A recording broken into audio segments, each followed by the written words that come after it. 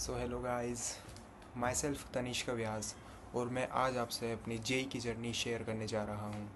तो साल है 2024, जनवरी का महीना चल रहा था और जेई का फर्स्ट अटेम्प्ट आने वाला था। लगभग कुछ 15 से 10 दिन बाकी थे। मैंने खूब मेहनत की, मतलब खूब की मेहनत। मैं दिन रात लगा रहता था।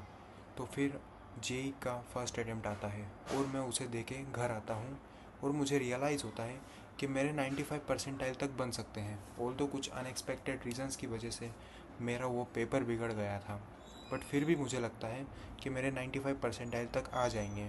फिर 10 दिन बाद वो रिज़ल्ट आता है और मैं क्या देखता हूँ, मेरे सिर्फ 92 परसेंटाइल बने हैं, जो कि बहुत कम है मेरे एक्सपेक्टेशंस के मुकाबले, क्योंकि मैंने कुछ ज़्यादा की उम्मीद की थी।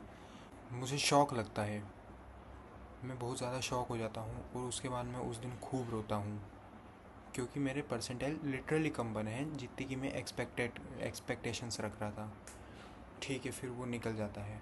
फिर उस बीच में मेरी बोर्ड्स भी थी, सेकंड अटेम्प्ट के बीच में। तो अब मैं बोर्ड्स की तैयारी और जेई मेन की तैयारी दोनों को साथ में कर रहा था। मेरा आता है सेकंड अटेम्प्ट, मैं उसे देता हूँ और मुझे फर्स्ट 1 आवर में रियलाइज़ हो जाता है कि इस वाले पेपर में तो मेरे पहले से भी कम आएंगे, क्योंकि वो मेरी टफ़ेस्ट शिफ्ट थी और उसमें मैथ्स से टफ़ेस्ट आया था सारी शिफ्ट्स के मुकाबले, और मुझे मैथ्स ही मेरा सबसे स्ट्रॉन्ग था। तो बस वही बिगड़ गया, तो बाकी सब तो सवाल ही नहीं उठता। ठीक है, निकल जाता है। और इस बार मैं एज़ एक्सपेक्टेड इसमें मेरे और कम हो जाते हैं, मेरे आते हैं 91 परसेंटाइल। मैं डिप्रेशन और एंजाइटी में जा चुका था, कुछ समझ नहीं आ रहा था, लाइफ एकदम बेजान सी हो गई थी। फिर मैं एक प्राइवेट कॉलेज ले लेता हूँ और वहाँ पे चले जाता हूँ, बट मुझे वहाँ पे 20 दिन में ही समझ आ जाता है कि ये कॉलेज मेरे लायक नहीं है, क्योंकि वहाँ पे कुछ और ही चल रहा था। समझ रहे ना, कुछ और ही चल रहा था। मैं वहाँ से आ जाता हूँ। फिर एक आखिरी राउंड होता है हमारे यहाँ पे CLC नाम से, तो वहाँ पे फिर मैं इंदौर का एक कॉलेज है SGS ITS, मैं वहाँ जाता हूँ।